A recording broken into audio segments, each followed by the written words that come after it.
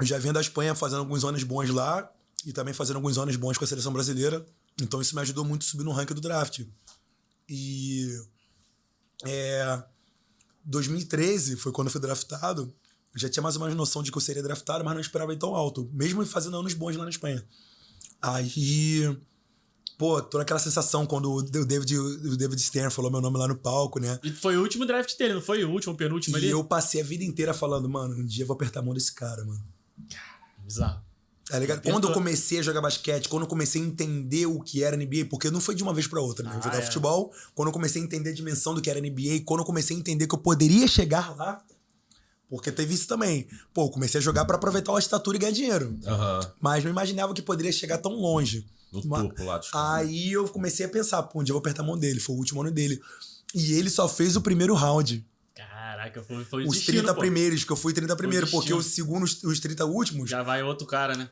O Adam Silva. Que é o Adam Silva, que assumiu agora. Explica só pra quem é leigo, porque aqui a gente tá quase fazendo podcast pra dois públicos, vai. É o cara que tá ali, que entende. Como se fosse... E o cara, eu, Lucas, que entendo o total de... então, pouca coisa. O David Stern era o comissário da época, né? Era meio que chefão ali. O David Stern é tipo o Dan White. Tipo... Da NBA. E o que é o draft como um todo ali? O draft, cara, infelizmente é difícil explicar o draft, porque jogadores podem ser trocados por escolhas de futuros drafts. Mas de maneira mais grossa de explicar assim, são 30 times, cada time tem direito a 12 escolhas. 2 escolhas? Oficialmente. Então entram 60. Só que, por exemplo, tem cara que quer ganhar campeonato esse ano, traz um cara brabão e troca 6 futuras escolhas do ano dele. Fica 6 anos sem pegar ninguém, mano. Apostando num cara que pode se machucar e foda-se. E tu foi escolhido no draft. Número 16. De 60. E eu já vi tu falando, não sei se tu vai lembrar agora. Tu sabe os nomes de cabeça dos caras que vieram antes de você? Os 15 antes? Pô, quase. O 15º foi o Yannis. Aí foi, é tranquilo, pô. Que é um dos melhores do mundo hoje em dia, né?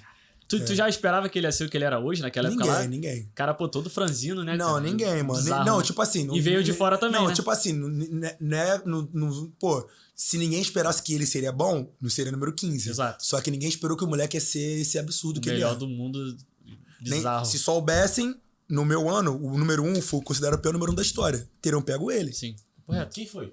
Foi Anthony o Bennett. Anthony Bennett, pelo Cleveland. Bizarro, né? Te falar que, assim, dos outros antes do Yannis, ninguém foi melhor que ele. Provavelmente. Hoje em dia.